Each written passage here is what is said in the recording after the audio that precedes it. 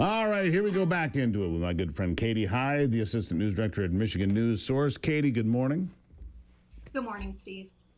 All right, so they gathered at the state capitol yesterday, a few thousand people, I guess.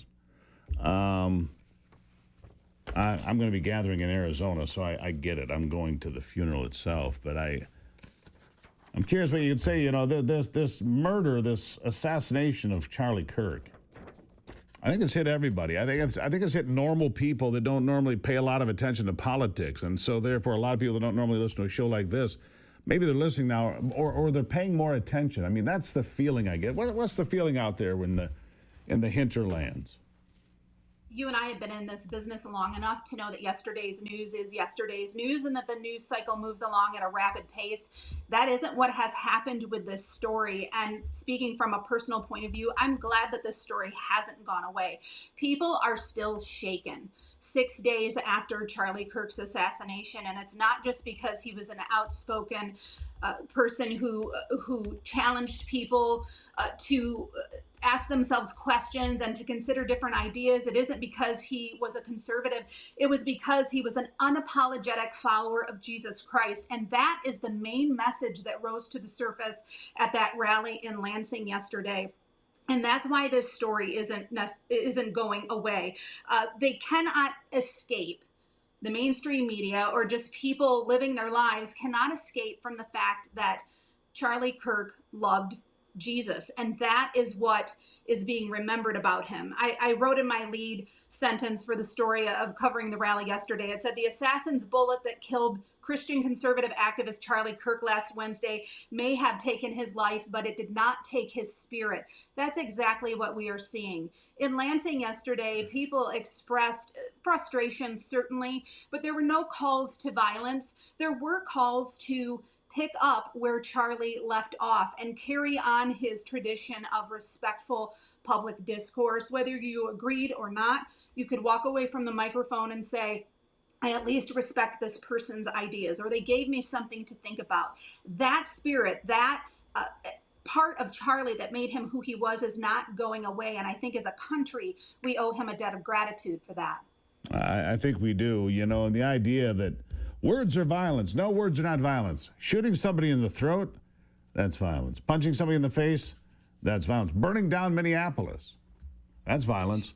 Well, let's talk about the word hate as well. Hate is what happened last Wednesday. Hate is not saying something that I disagree with. And that Correct. Is where I think the left, you know, he was very outspoken about what he thought the founding of the country was and where America should be going and should be entrenched in values of freedom and liberty. And he spoke out about the LGBTQ and the mutilation of children.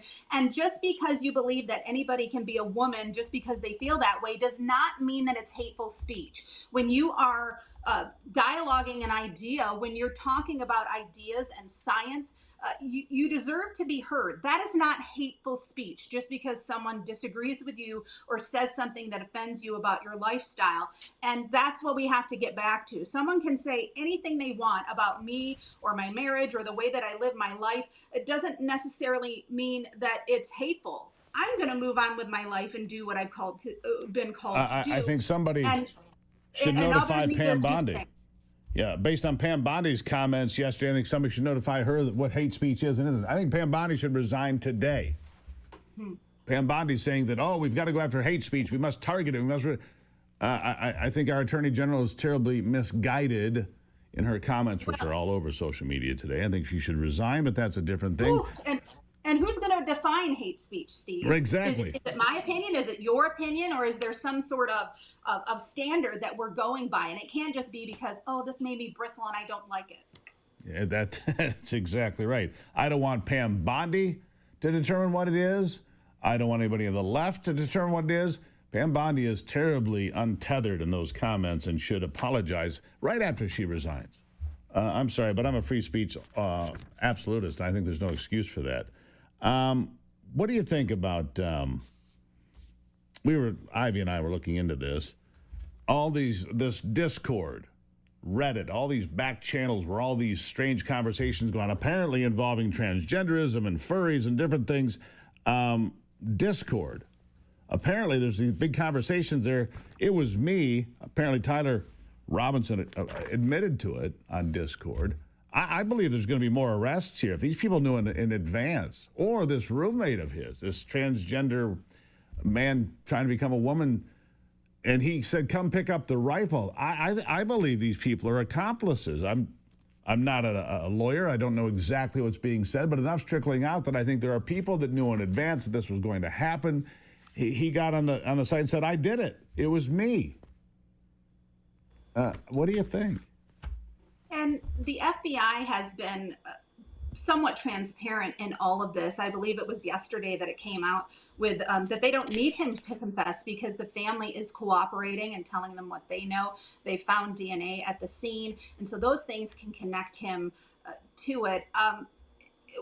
When or if this other information comes out and it's related to this or not, I don't know. I can't predict the future, but I can say that this kind of thinking, silencing ideas I don't disagree with, is certainly permanent permeating society. And I think that it's important to take a step back and say, not what the left has been doing, not what a political party has been saying or trying to encourage us to do, or lighting the fire of violence and going afterwards with that, but looking inward and saying, what am I going to do to carry on the legacy that Charlie Kirk brought to this earth? What am I going to do to continue to be respectful, to discuss my beliefs, to carry that out and be unapologetic with what I believe? So regardless of how this case shakes out, I think this is a wonderful opportunity for us as individual Americans to reflect on who we want to be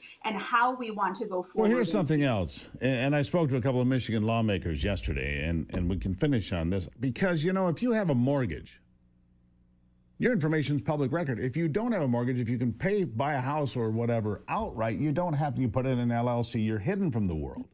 But if somebody's mad at Katie Heid or mad at Steve Gruber, they can find you online and come find you. You get doxxed, they can come find you. That needs to stop. We need a Citizens Privacy Act in this country. We need to be able to not have, I had somebody call me from Alaska the other day and call my cell phone. Nice guy, it's fine. Listen to the program. I'm like, how does that happen? We need privacy rights in this country that are enforced. We cannot have our names just all over the internet for monsters and crazy people to find us. Real quick, I'll give you the last word. I agree with you. I don't think that anybody should be doxxed and tracked down because someone disagrees with what they say. And also, I don't want someone coming near my children or the rest of my family because of what I do for a living. So we deserve privacy, and until those things happen, Steve, we need to learn how to protect ourselves as well, and I'll leave it at that. I've got a couple of ideas on that, and I'll leave it at that. Katie Heid, greatly appreciate you as always. Thank you. Thank you so much. I'll take a break and be back with Ivy here on the program.